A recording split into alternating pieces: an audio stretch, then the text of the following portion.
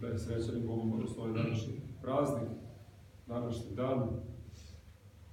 Danas se vrši spomen upokojene. Nekako ne govorimo da je praznik pokojnik ili mrtvih, ali možemo i tako da kažemo svaki dan kad se služi sveta liturgija je zapravo praznik, a treba i da praznujemo i smrt, ali samo uslovno, samo u smrti za koje sledi vaskrsenje. Čovjek mora umjesto svih ostalih praznika koji zapravo previđaju smrt. Slavimo iz dana u dan različite pobjede, različite uspjehe, različite ostvarenja, ali nikada ne slavimo pobjedu nad smrću. Pa slavlje pobjede nad smrću počinje kada se smrt prihvati. Jer zapravo sve ono što je stvoreno, sve ono za što se uhvatimo, jeste zapravo smrtno samo po sebi. Sve je prah i pepeo. Sva tvorevina, makoliko da je dobra, ona u sebi nema života. I smrt nas okružuje sa svih strana i mi je potiskujemo, ne želimo o njoj da razmišljamo i stalno pred sebe stavljamo neke ciljeve kojima ćemo kratkoročno da odagnamo od sebe tu čeljust smrti koja nas očekuje i te čeljusti koje zjape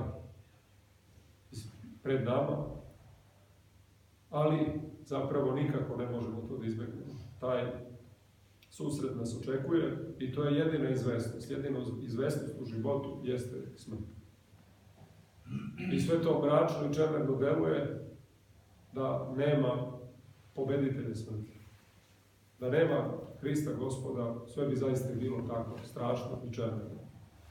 I zato je ljudski genije predviđao Hrista i ono vrijeme pre njega, i pre izabranog naroda, i pre otkrivenja Abrahamu, kasnije praocima i Mojsiju, narod je osjećao da mora da dođe Bog, mora da poživi sa nama, da spasitelja mora da bude.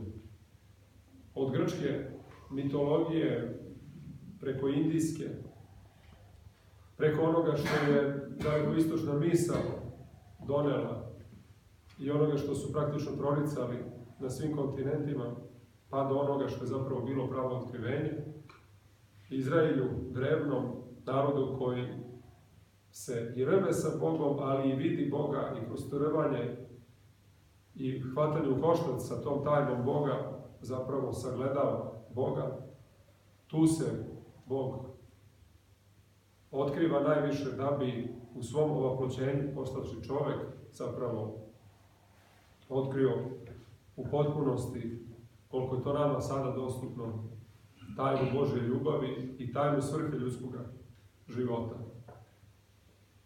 I zato smrt nije čemerna i možemo da kažemo da je praznujemo čak pomen oni koji su preminuli.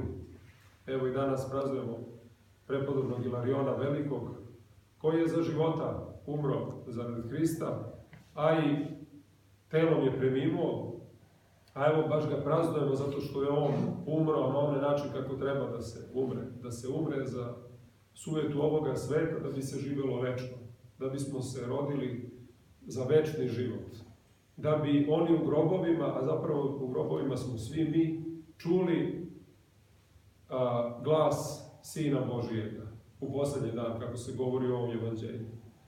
A da bismo čuli glas Sina Božijega, treba da pripremamo svoje srce, da nam srce omekša kroz ljubav prema Bogu, kroz ljubav prema svim ljudima na svetu, prema celokupnoj tvorevini i da polako, sve više, sve glasnije, sve dublje čujemo glas Sina Božijega i da vaskrsavamo iz svoga groba.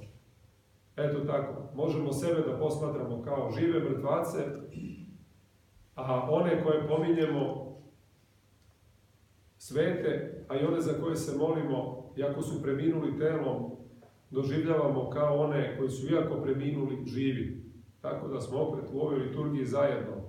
I oni koji telom ovdje nisu sa nama, i mi koji treba za ovaj svet da umiremo, da bismo ponovo živjeli sa Isusom Hristom. Jer ako ne umremo, nećemo ni živjeti sa njim. To je izvesna istina koju svedoči apostol Pavle.